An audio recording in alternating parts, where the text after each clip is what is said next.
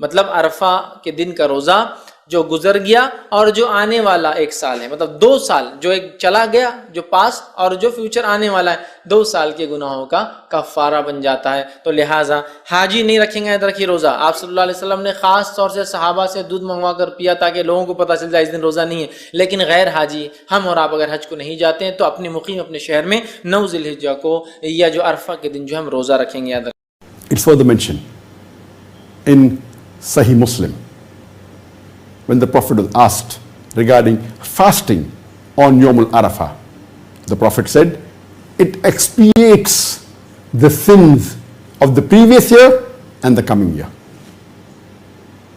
That means the most important fast after the fast of Ramadan is fasting on Yawm al-Arafah. That Yawm al-Arafah fasting is far superior because it expiates the sins of the previous year and the following year, whereas fasting on Ashura expiates only the sins of the previous year. The day of Arafah is the best day of the entire year.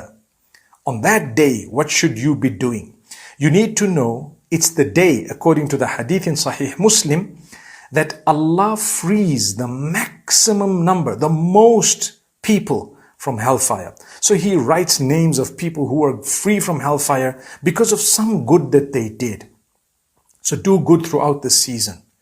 You know, in the nights of Ramadan, there are a lot of people who are freed from hellfire. But during the day, this is the day of Arafah, subhanallah, the 9th of Dhul Hijjah.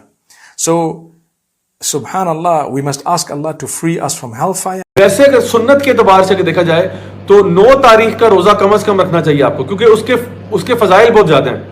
9 تاریخ کا جو روزہ ہے اس کے بارے میں حدیث میں آتا ہے کہ جو شخص بھی 9 ذی الحجہ کا یا روزہ رکھے گا یا یوم عرفہ کا روزہ رکھے گا تو اس کے لیے لکھا جائے گا کہ اس کے پچھلے سال کے بھی گناہ معاف اور اگلے سال کے بھی گناہ معاف، اس کے 2 سال کے گناہ معاف ہو رہے ہیں۔ اور یہ مائنر سنس کی بات ہے کیونکہ میجر کے لیے آپ کو خود سے توبہ کرنی پڑتی ہے، لیکن سبحان اللہ جو شخص بھی یوم عرفہ کا روزہ رکھے گا یا 9th کا، اچھا یہ حاجیوں کے لیے نہیں ہے، حاجی کے لیے روزہ نہیں ہے، حاجی آلریڈی بڑی مشقت میں ہے، اس کے لیے روزہ نہیں ہے، یہ نان حاجی جو ہیں جو اپنے اپنے ملکوں میں شہروں میں، ان کے لیے یہ بات ہے کہ جو شخص بھی 9 تاریخ کا یا یوم عرفہ کا روزہ رکھے گا اس کے 1 سال پیچھے کے بھی گناہ معاف اور 1 سال آگے کے بھی گناہ معاف ہیں۔ 3 سال کے گناہ معاف، اللہ اکبر! یہ کون دیتا ہے؟ اتنی بڑی ڈیل کون دیتا ہے؟ یہ ان دنوں میں جو ہے نا ہمیں عرفہ کا جو دن ملتا ہے، علماء کہتے ہیں کہ اگر صرف ان 10 دنوں میں صرف عرفہ کا دن ہوتا نا تو ان کی گرینڈیوسٹی بیان کرنے کے لیے بالکل کافی تھا کہ یہ کتنے عظیم دن ہمارے اوپر آئے ہیں۔ کیوں؟ کیونکہ عرفہ کا دن بہت عظیم دن ہے اللہ تعالیٰ کی نظر میں۔ اللہ سبحانہ تعالیٰ اس دن دعائیں قبول فرماتے ہیں، اس دن لوگوں کو معاف کرتے ہیں، لوگوں کو جہنم کی آگ سے آزاد کرتے ہیں، فرشتوں پہ فخر کرتے ہیں اور پوچھتے ہیں کہ یہ لوگ کیوں آئے ہیں۔